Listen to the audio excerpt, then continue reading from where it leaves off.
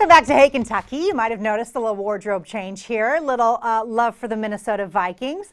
That's because we are fortunate enough to be joined by former Kentucky Wildcat and current Minnesota Viking, Jeff Badetet. Jeff, thank you for being with us today. Good to see you. Thank you for having me. So you are a part of something that's pretty cool that's going on at the end of the month. It's called 40 Yards of Gold, and we're going to find out who the fastest professional football player is in the country. How did you get hooked up into this? It was very random. I want to say Chad Ochocinco posted a video and I didn't even see it. My little brother actually DM'd me the video on Instagram, and me and him was just joking about it. And then out of nowhere, a lot of people just kept tagging me and they're like, "Oh, Jeff's gonna win this. Jeff should do this and this and that." And then out of nowhere, the founder of the 40-yard goal challenge, he actually DM'd me and was like, "Hey man, a lot of people think you should be in it. Do you want to race?"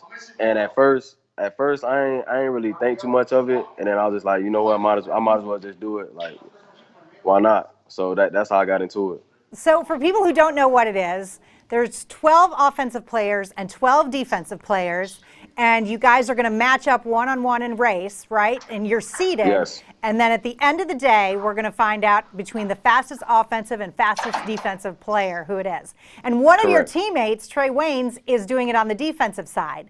Have the two of you ever raced each other before? Nah, me and Trey, we never raced against each other. We gone against each other a couple of times on the practice field, but that's not really it's not like lining up neck and neck. But I know he's a very fast guy, and he got a great chance of doing really well on the defensive side. So how do you like your chances? I like my chances a lot. I'm very biased. If I had to choose, I'm going to go with me, of course.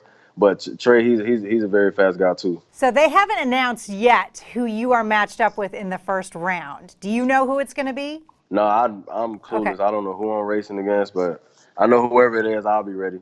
Yeah, so they've only announced like a couple of the seeding so far, but guys like Ted Ginn Jr. are running, Rogers Cromartie on the defensive side. Yeah. So there's some big names that are going to be in this, and there's money at the end. Is that right? Yeah, it is. It is a good cash prize at the end. It is. It's almost $1 million.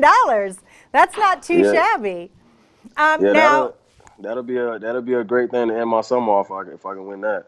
Now, for the Kentucky fans who obviously remember you, you were a star wide receiver for the Cats for the 3 years you were here, but nothing as successful as what happened to Kentucky this season. Did you get a chance to watch the Cats at all this year?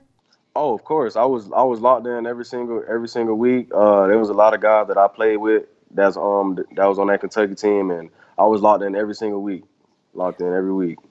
And so do you still keep up with some of those guys? Do you keep up with Coach Stoops at all? No, I haven't really talked to the coaches like that. But as far as player-wise, I keep in touch with a lot of them.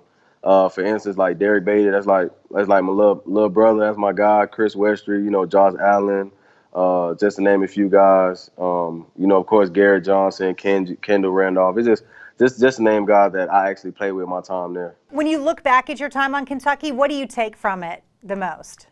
To be honest, I took that I kind of found my brothers, if that makes sense. I made a relationship there that I know that's going to last a lifetime. Even speaking with JoJo Kemp, who was my roommate, my whole time there at Kentucky, that's like one of my brothers. You know what I'm saying? That's somebody that's going to be in my wedding. That when that day comes, that's the main thing. Just relationship-wise, that I made with the players.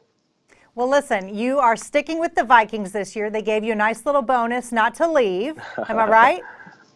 You're right. You're right. All right. Well, so I need you to do me a favor. Like, I need some more Viking swag, and I need it ASAP. Before I do that, I'm going to need you to tell me where'd you get that sweater you got on, because I think that's the best Viking gear that I've seen. Isn't this nice? Wait a minute. Can I do this? Oh, with the back, too? I'm gonna need to know where you got that at, and then we can make exchanges.